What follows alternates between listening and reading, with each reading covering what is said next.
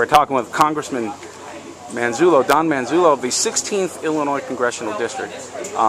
We're here at the Lockheed Martin's F-35 demonstration, the new airplane that the United States is going to add to its fleet soon, hopefully. First of all, my question for you, Mr. Congressman Manzulo, is this a worthy project, do you think?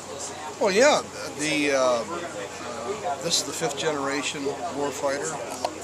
The other ones are at least 20 years old, and numerous countries came together, and the purpose of this one plane is to do both air-to-air combat and air-to-ground bombing. So it's a versatile plane that will replace all the other existing aircraft, with the exception of what we call the Warthog, which is for taking out tanks and bombers, strategic bombers.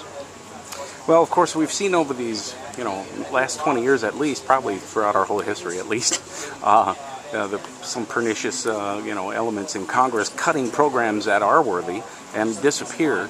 As a congressman, how are you able to convince your fellows that this should stay? This isn't one that should be thrown on the floor. Well, the F-35 has pretty much universal support. People know we need a new aircraft. Plus, the cost does not exceed the FA-22, so it doesn't cost any more, and to have this next generation aircraft. So it's not as if it's going to increase the cost that we have now, replenishing our present stock. Well, as Congressman Schilling mentioned, our forces are already basically gutted. If you look at the 1990s status compared to where we are today, in his talk, all of our forces are almost at half strength compared to where they were. The strength that you need is what is necessary. It's not so much in numbers, but in capability. And sure, we have half the number of ships, but you have to look at, in fact, how many ships do we actually need? The high cost of personnel and paying our men and women in uniform and maintaining all those ships, for example. The issue is not the fact that we have half as many ships as we did in 1990, but is half sufficient?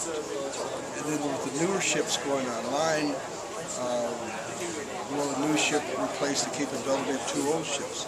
I don't have that information, but we just have to realize that the days of a limitless budget for DOD are over. I mean, like anything else, every new plane, every new ship, every new ground unit has to prove itself to be cost-effective and absolutely necessary. And sometimes research gets stopped halfway, and that's unfortunate, but it's better to stop there on a project, knowing that if you complete the project, it's simply not going to be that worthwhile economically. Right. Well, and of course, not every project that's undertaken is worthy in the end anyway. I mean, we know that too. There have been many failures, but you're going to have that. With the rise of China, because they are continually building their military, and now they're trying to build a deep water navy, a big one. Well, they are. They're in the process of building a carrier. They have a new age jet fighter that was demonstrated